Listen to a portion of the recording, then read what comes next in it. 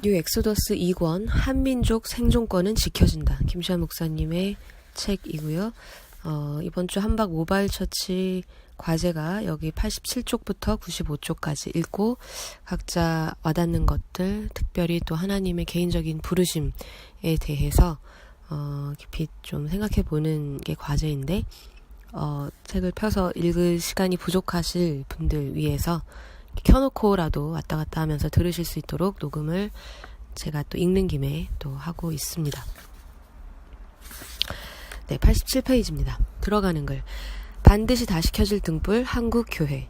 한국교회의 타락이 심각하다. 필자는 그것을 잘 안다. 그러나 그보다 더 잘 알고 확신하는 일이 있다. 바로 꺼져가는 한국교회의 등불. 그것이 반드시 되살아나리라는 것을 너무나 잘 알고 있다. 왜냐하면 그것이 바로 내가 믿는 하나님의 법칙이고 성경의 약속이기 때문이다. 한국교회의 타락은 이제 동양의 유로파 아마 유럽인 것 같은데요. 이 책이 나온 지 한 20년 정도 된 책인데 그런데 지금 현재의 상황을 생생하게 또 이렇게 기록해 놓은 책이라서 저희도 참 귀한 마음으로 스터디를 하고 있습니다. 다시 읽겠습니다. 그러니까 아무튼 이 표현이 조금 옛날 표현이라서 유로파가 아마 제가 알기론 유럽인 것 같습니다. 한국교회의 타락은 이젠 동양의 유럽이라고 해야 할 만큼 신학적으로나 교회 체질로나 심각하다. 특히 교회의 지배그룹을 보면 신학 파벌이나 교회 지방색 그리고 교단의 차이를 막론해서 동양의 유럽으로 변한 지 이미 한 세대 이상을 지났다. 그래서 세계 지배주의자들의 은밀한 정보 조직망이나 비밀 금융 조직망에는 한국교회 지배그룹의 수치스러운 흠과 치명적인 범죄 사실들이 엄청난 분량으로 채집되어 있다. 한국교회 지배그룹의 이러한 약점은 한국교회 도덕성과 경제적 기초를 근본부터 뒤흔들고 파탄으로 몰아갈 수 있도록 지금 세계 지배자 이 발음 잘 안 되는데 세계 지배주의자들의 책상 위에 서류철에 정리되어서 결제를 기다리는 상황이 있다고 보아야 할 지경이다. 그럼에도 하나님께서는 한민족을 20세기판 수룹바벨로 일깨우고자 한국교회를 그 대제사장으로 일어서게 하려 하신다. 이 놀라운 섭리와 그로 인한 새로운 기회는 어떻게 우리에게 다가오는가? 제1장 한국교회는 20세기 다윗 소년. 동아시아에 나타난 세계 지배주의자들을 세계 지배주의자라고 하면 이제 일루미나티라고도 또 바꿔 부를 수 있는데요. 일루미나티라고 불러도 될까요? 일단 여기 써있는 대로 그냥 읽겠습니다. 자꾸 근데 읽다가 자꾸 이 세계 지배주의자에서 자꾸 실수가 많아서 다시 녹음하고 있는데 양해를 부탁드립니다. 네, 동아시아에 나타난 세계 지배주의자들을 20세기 골리앗으로 볼 수 있다면 그 머리를 쳐서 심판할 다윗으로 하나님께서는 누굴 뽑으셨을까? 그건 한국교회일 수밖에 없다. 현재 한국교회의 부패와 유치한 신학 수준으로는 어림도 없는 역할이다. 뿐만 아니라 교회 지도자들 중에는 다가오는 적그리스도를 알아보지 못하고 앞장서서 절하고 있는 이들조차 많은 게 사실이다. 당연히 이런 것은 회개가 되어야 하고 회개를 못하는 이들은 반드시 격리되어 적그리스도가 받을 심판을 함께 받아야 한다. 하지만 이런 문제점을 인정하면서도 오늘 이 시대 다윗 후보로서는 제일 먼저 한민족, 특히 그 중에서도 한국 교회를 지적하지 않을 수 없다. 그 이유가 무엇인가?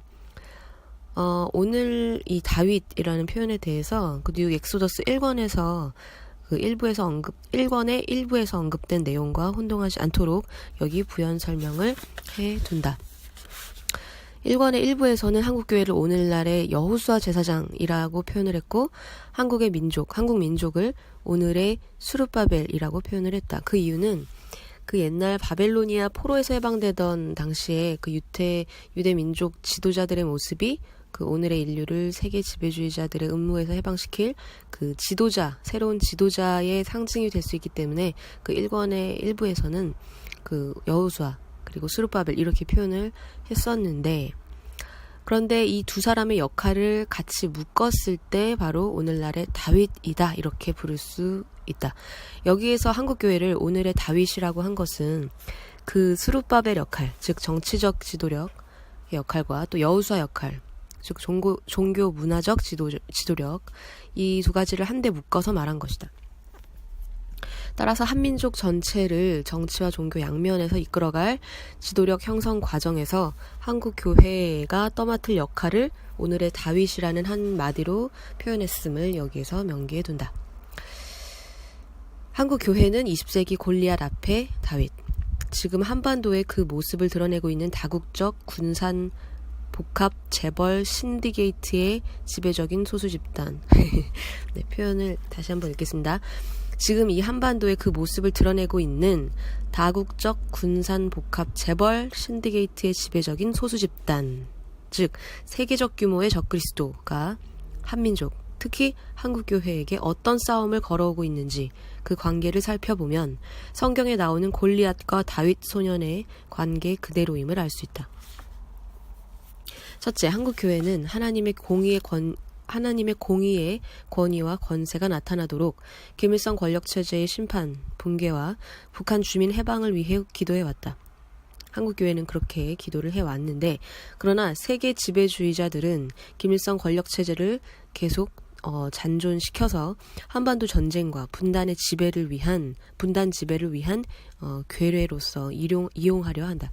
뿐만 아니라 북한 주민들을 절박한 굶주림과 인권 유린의 참상 속에 가둬뒀다가 전쟁 노예로서 쓰고자 한다. 설령 김일성 권력체제가 결국 견디지 못하고 붕괴된다 해도 그들은 남북 분단 체제와 갈등 구조를 지속시킬 새로운 북한 체제를 만들고자 획책하고 있다. 둘째, 한국교회는 민족 생존과 동북아 복음 선교를 위해 평화 통일과 한국, 중국, 일본 3국 협력 체제를 갈망하고 있다. 그러나 세계 지배주의자들은 동북아 3국 협력 체제를 자기들의 세계 지배 대권 창출의 마지막 걸림돌로 보고 있다. 그래서 한반도의 분단 지배와 위기, 즉 전쟁, 이러한 상황들의 조작, 그리고 동북아 3국 간의 불화와 국내 분열, 이것을 끊임없이 음모하려 한다. 셋째, 한국 교회는 백인 선교의 잘못, 즉 식민 제국주의 옹호 신학으로 인해서 전 인류에게 휘덮인 예수 오해를 씻어야 할 책임이 있다. 참다운 사랑의 실천을 수반하는 선교를 위해 미국, 유럽 교회들과 대회개 운동을 지향해야 한다. 그러나 세계 지배주의자들은 그 회개의 핵심 주제인 서구 제국주의에 대한 반성을 자신들의 목을 죄는 쇠사슬로 본다. 왜냐하면 그들의 힘은 서구 제국주의 악의 집대성이요 가장 악랄한 힘의 총결산이기 때문이다. 넷째, 세계 지배주의자들의 식민 제국주의적 체질은 지금 당장 동북아 경제권을 움켜줘야만 그 야수적인 공룡의 생존이 야수적인 공룡 같은 그 야수적인 생존이 보장된다. 그러니까 지금 당장 그들이 이 동북아 경제권을 움켜줘야만 자기들의 그 목숨이 달려있기 때문에 한반도 지배는 그래서 동북아 경제권 정복이라는 그 자신들의 다급한 당면 과제의 해결의 관건이 된다. 그런데 중북 개방의 급속한 속도와 남한 주도하에 한반도 통일 분위기의 성숙은 그들에게 이 과제를 이루지 못하게 할 결정적인 방해 요인으로 작용하고 있다. 그래서 지금 그들은 조급하게 한반도 위기 조작을 서두르고 있다. 이런 상황을 한국 또는 한국 교회가 알고 저항 운동을 시작하게 되면 세계 지배주의자들은 기회를 영원히 놓치게 된다. 다섯째, 이스라엘 민족주의와 아랍 민족주의는 중동 협상 타결 직후 라빈이 죽자 자신들이 이 세계 지배주의자들에 의해 이용만 당하고 속아왔다라는 의식이 각기 나름대로의 이유를 가지고 팽배하고 있다. 이 의식은 중동을 아마겟돈 전쟁 쪽으로 내몰아가는 긴박한 위기 상황을 끌어올 수도 있다. 이 불꽃은 동서냉전 구조 시대 때에는 세계 지배주의자들의 지배력 확장을 위해 이용될 수 있었지만 그 목적을 거의 다 이룬 지금은 오히려 그들을 배꼽을 태우는 불꽃으로 변했다. 그래서 다급하게 그 화약고를 옮겨야만 한다. 그들에게 치명적인 상처가 안 되면서도 동북아 재패의 기회가 되고 중동 화약고를 옮겨 앉힐 수 있는 대리전의 마당으로 안성맞춤인 한반도. 그러나 바로 이 한반도의 한국 또는 한국 교회가 이 음모를 알아채고 세계 지배주의자와 그를 붙쫓는 자들에 대한 도덕적인 비판을 하기 시작하면 또 그로 인해 미국과 유럽의 기독교 양심에까지 불이 붙어서 그들에 대한 배척이 서구 사회 내부로부터 폭발한다면 그들은 어찌 되겠는가? 6째, 성경 속에는 백인 사회의 타락으로 출현하는 인류 종말 시대의 적그리스도에 대한 예언이 있는데 그것은 놀랍게도 오늘의 국제 정세와 세계 지배주의자들의 행태를 정확하게 묘사하고 있다. 이것을 철저히 신뢰하는 보수적 기독교 신앙을 때마침 한국교회가 세계적 구심점을 이루며 대표하기 시작했다. 따라서 한국은 민족 생존이라는 절박한 목적을 위해, 한국교회는 신앙 보수라는 절대 목적을 위해 세계 지배주의자들에 대해 목숨을 내건 대결을 결단할 수밖에 없다. 세계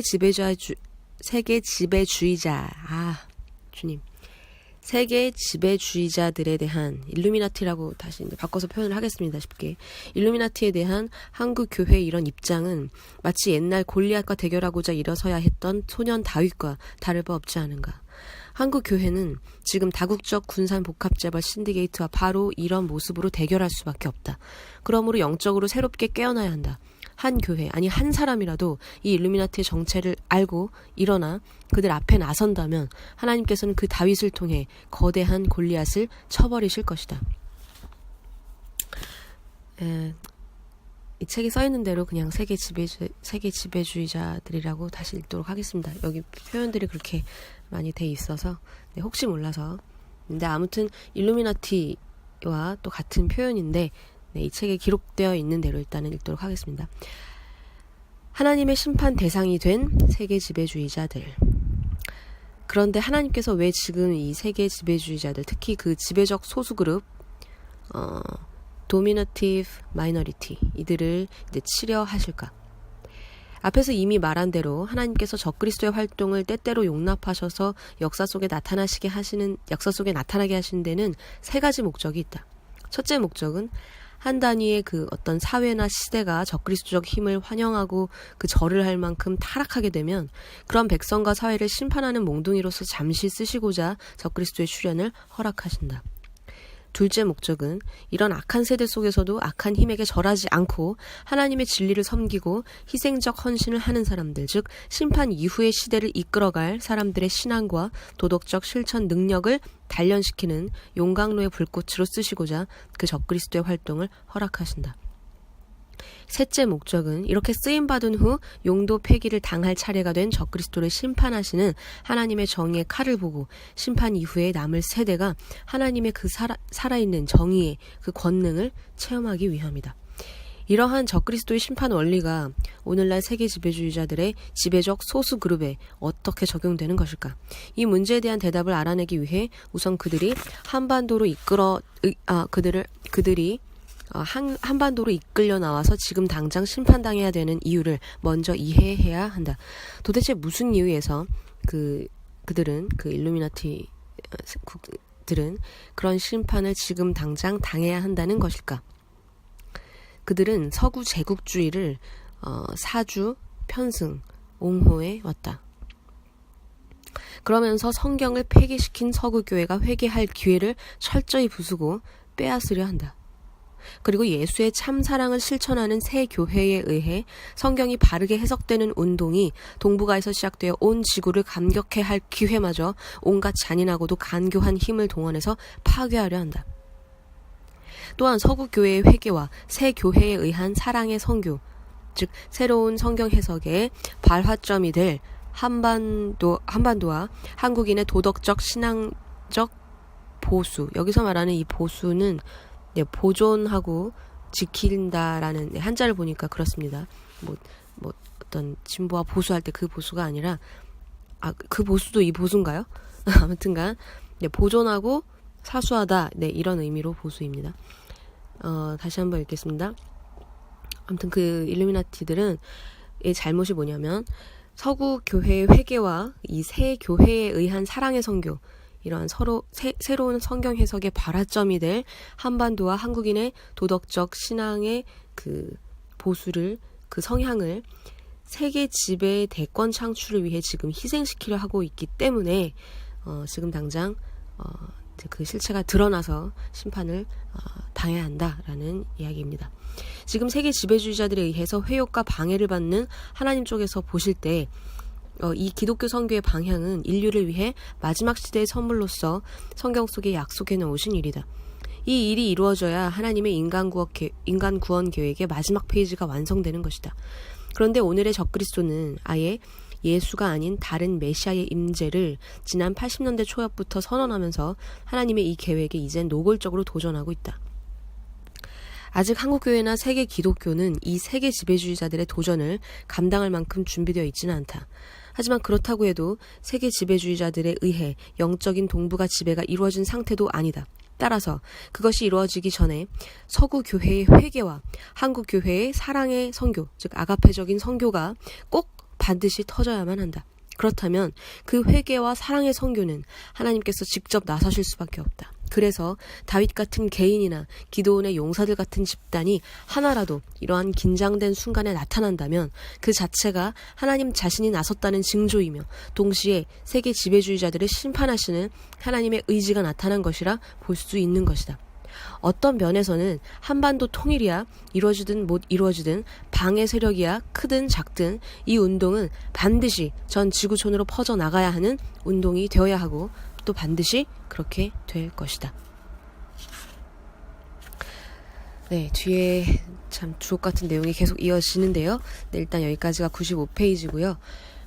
이렇게 한 두어 번 또 들으시면서 각자 이 상황 지금 정확하게 2017 대한민국이 처한 상황을 또 직시하시면서 각자의 그 다윗으로의 부르심, 기도원 용사로서의 그 부르심을 또 명확하게 새기시고 또 함께 나누시는 그러한 축복된 시간들을 또 함께 갖게 되기를 바랍니다.